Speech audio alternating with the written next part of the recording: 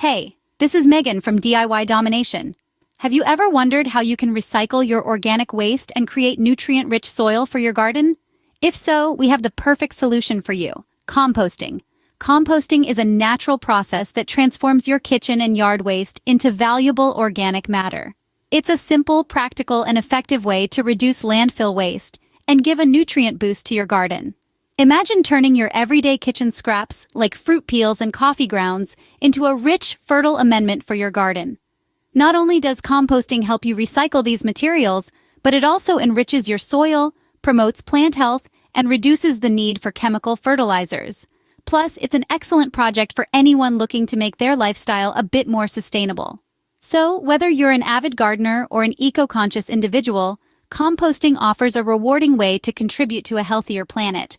Stay tuned as we dive into the step-by-step process of composting.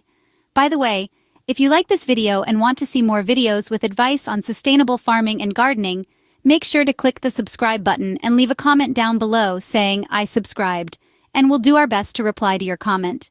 The first step to composting is deciding where you will compost. Let's look at your options. A dedicated compost bin is a popular choice.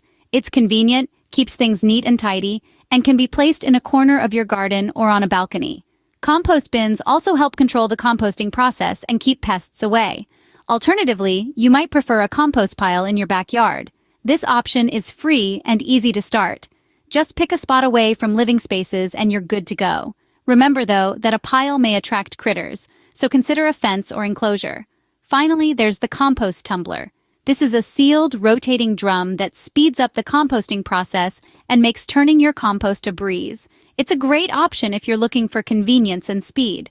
So whether you choose a bin, a pile, or a tumbler, each has its own benefits. Once you've chosen your compost location, we can move on to gathering your materials. The second step involves gathering both green and brown materials. It's like creating a recipe for a thriving compost pile. The secret to a healthy compost is achieving the right balance between these two types of materials. Why, you might ask? Because composting is essentially a process where microorganisms break down organic matter. These tiny creatures need both nitrogen and carbon to thrive. The green materials provide the nitrogen, while the brown materials offer carbon. Let's talk about green materials first. These are items rich in nitrogen, and they are crucial for speeding up the decomposition process. They're like the fuel that sets the composting process in motion. Examples of green materials include kitchen scraps such as fruit and vegetable peels, coffee grounds, fresh yard waste, and even manure. Yes, you heard right, manure.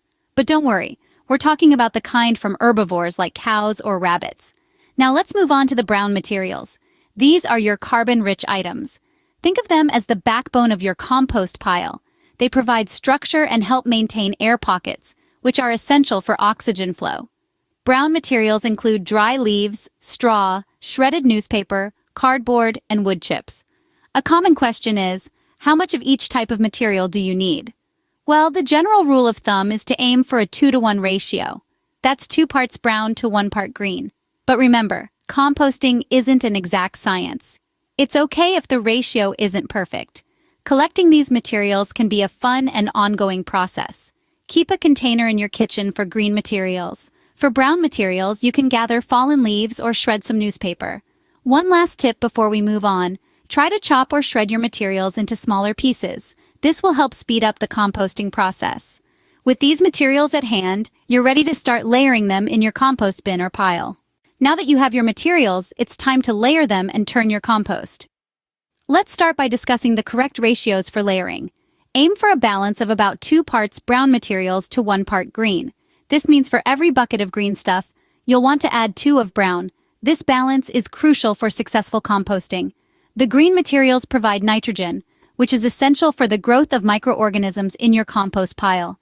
The brown materials, on the other hand, provide carbon, which gives these microorganisms the energy they need to work their magic. Now, let's talk about turning your compost. Turning the compost is a simple but important step in the composting process. It's all about getting air into the pile. You see, the microorganisms that break down your compost need oxygen to survive and do their job. Without enough air, your compost could become anaerobic, which slows down the decomposition process and can lead to unpleasant smells. So, how often should you turn your compost? Well, Every few weeks is a good rule of thumb. But remember, the more you turn it, the faster it will decompose. To turn your compost, you can use a pitchfork or a shovel. Simply dig into the pile and bring the material from the bottom to the top. If you're using a compost tumbler, just give it a good spin. But be careful not to overdo it. Turning too often can disrupt the heat buildup, which is necessary for the composting process. So, finding a balance is key. And remember, consistency is crucial. Regularly turning your compost pile will ensure that all the materials decompose evenly and that the process is efficient. In the end, composting is like baking a cake. You need the right ingredients, in the right amounts, mixed in the right way. And just like baking, it can take a bit of practice to get it just right.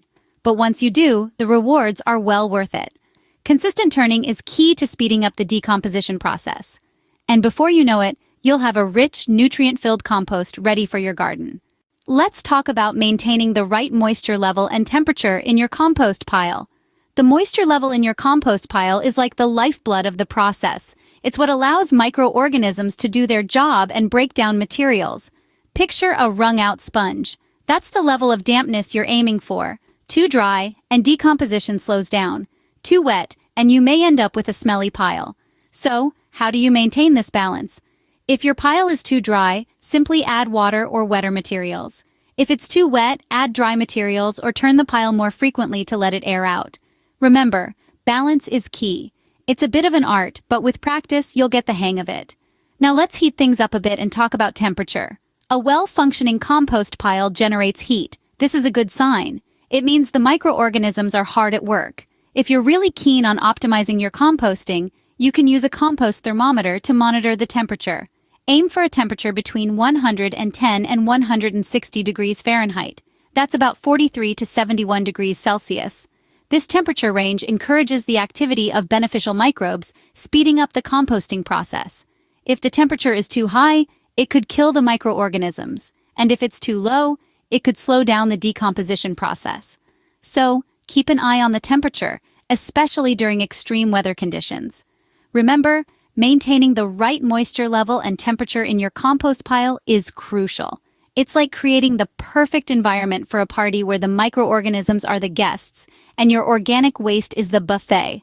With the right moisture and temperature, your compost pile is well on its way to becoming nutrient-rich compost.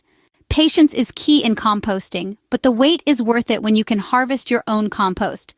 You'll know your compost is ready for harvest when it has a dark, crumbly texture and an earthy smell. It should resemble rich, fertile soil. The journey from kitchen scraps and yard waste to this nutrient-rich black gold can take anywhere from a few weeks to several months, depending on the method and conditions. Don't worry if you see some larger, undecomposed materials in your finished compost. These can simply be removed and added back into your compost bin or pile to continue decomposing. Now that you have your finished compost, it's time to put it to good use. Spread it around your plants, mix it into garden beds, or use it as a nutrient-rich addition to potting soil. Your plants will thank you for the boost of nutrients. Remember, composting is a dynamic process that may require some trial and error. As you can see, composting is a simple yet rewarding process. It's a journey that begins with choosing the right compost bin or pile and gathering the right balance of green and brown materials. Layer by layer, you'll build a rich, fertile compost that just needs a little turning and the right moisture to thrive. Monitoring temperature is key, and while it might seem like a science project, it's an exciting way to witness nature at work. Remember to be selective with what you add and practice patience. Nature takes its time, but the reward is worth the wait. And finally, the joy of harvesting your compost and enriching your garden soil. But remember, the cycle doesn't end there. Keep composting, and you'll always have a fresh supply of nutrient-rich compost for your garden. Not only is composting great for your garden, but it's also an excellent way to recycle organic waste, contributing to a healthier environment. Thank you for joining us today, and happy composting! If you liked this video, then make sure to also watch these videos for more DIY sustainable farming and gardening tips.